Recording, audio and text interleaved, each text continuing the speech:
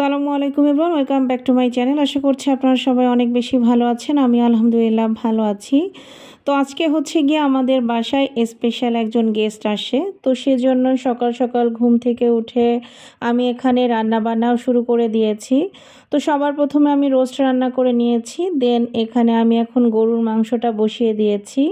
আর আজকে আমার বাসায় আসছে স্পেশাল মেহমান হচ্ছে আমার মেঝো ননাসের ছেলে বিয়ে করেছে, তার ওয়াইফ প্রথমবার আমার বাসায় আসবে এবং সাথে আমাদের দুলাভাইও প্রথমবার আমাদের বাসায় আসবে। দুলাভাইও এর আগে কখনো আমাদের বাসায় আসেনি।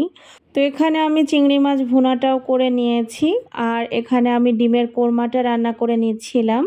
আসলে এই রান্নাগুলো করার জন্য আমি আগের দিনই সব কিছু রেডি করে রেখেছিলাম, জাস্ট পরের দিন সকালে উঠে আমি রান্নাগুলো শেষ করেছি। আর এখানে জারিফের বাবা টেস্টি ট্রিট থেকে একটা দই এনেছে।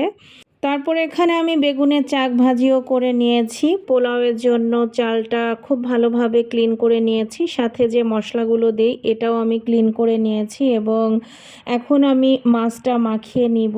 এখানে আমি আজকে রুই মাছটা ফ্রাই করব।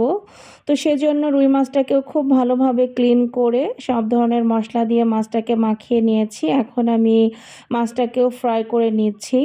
আর এদিকে আমি কাবাবও ফ্রাই করে নিয়েছি। এটা আমি চিকেন কাবাব তৈরি করেছিলাম এবং কাবাবটাও খেতে বেশ ভালোই হয়েছিল। আর সবার শেষে এখানে আমি ম্যাঙ্গো জুস তৈরি করে নিয়েছি। এটা আসলে পাউডার জুস, আমি জাস্ট গুলিয়ে নিয়েছি। আর এই মুহূর্তে আসলে আমার মোটামুটি বাসার সব কাজ শেষ। এখন মেহমান আসার জন্য অপেক্ষা করছিলাম। তো ইতিমধ্যে মেহমানও চলে এসেছে। তো সবাইকে জুস খেতে দিলাম আসার সাথে সাথেই।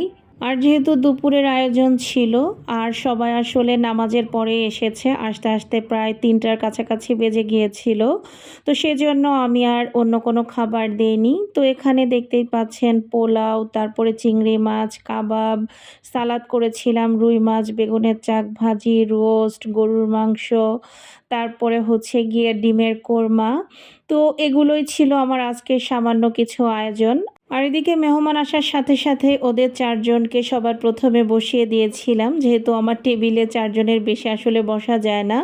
তো এখানে এই যে দুলাভাই বসেছিল, তারপরে প্রিন্স, আর আমাদের নতুন বৌমা, ওর নাম হচ্ছে গিয়ে ঈশা, আর প্রিয়ন্তী। তো ওরা 4জন সবার প্রথমে খেয়ে নিচ্ছিল এবং প্রত্যেকটা খাবারই ওরা অনেক বেশি পছন্দ করেছে।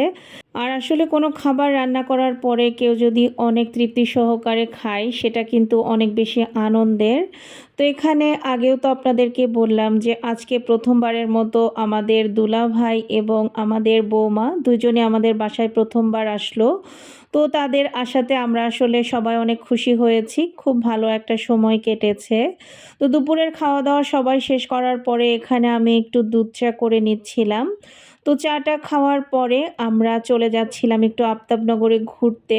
যেহেতু আফতাবনগরে ঘুরতে সবাই অনেক বেশি পছন্দ করে, তাই ঈশাকে নিয়ে আমরা সবাই ঘুরতে বের হয়ে গিয়েছি। আমাদের দুলাভাই আসলে আসেনি, ভাইয়া বাসায় খাওয়া দাওয়া করে রেস্ট করতেছিল। তো বাকি আমরা সবাই এসেছি। তো আমরা এখানে এই যে সূর্যমুখীর যে বাগানটা রয়েছে, এখানে এসেছিলাম। তবে আজকে আসলে সূর্যমুখী ফুল খুব একটা ছিল না।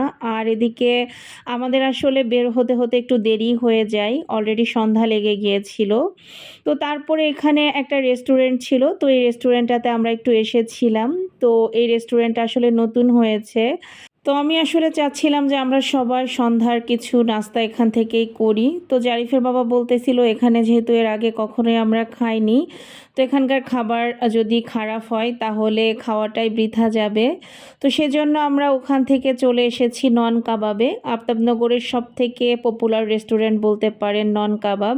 এখানে প্রচুর পরিমাণে ভিড় থাকে, অলরেডি ভিডিওতে আপনারা দেখতেই পাচ্ছেন, এবং ওনাদের কাবাব আইটেমগুলো অনেক বেশি মজাদার হয়ে থাকে।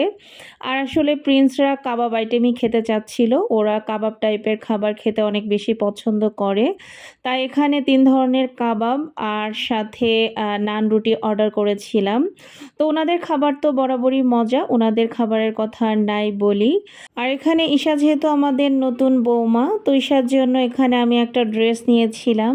আর ইচ্ছা করেই আমি রেড কালারের ড্রেস নিয়েছিলাম, ও যেহেতু নতুন বউ। তো আমার কাছে মনে হয়েছে ড্রেসটাতে ওকে অনেক মানাবে। আর এখন হচ্ছে গিয়ে রাতের বেলা আপারা চলে যাচ্ছে, যেহেতু বাইরে থেকে হালকা পাতলা খাওয়া দাওয়া হয়েছে।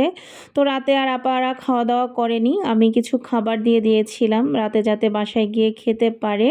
তো ফাইনালি এখন হচ্ছে গিয়ে বিদায়ের পালা। খুব সুন্দর একটা দিন কাটলো আমাদের। তো আমার ভিডিওটা আপনাদের কাছে কেমন লেগেছে জানাতে ভুলবেন না। সবাই ভালো থাকবেন, সুস্থ থাকবেন। আল্লাহ হাফেজ।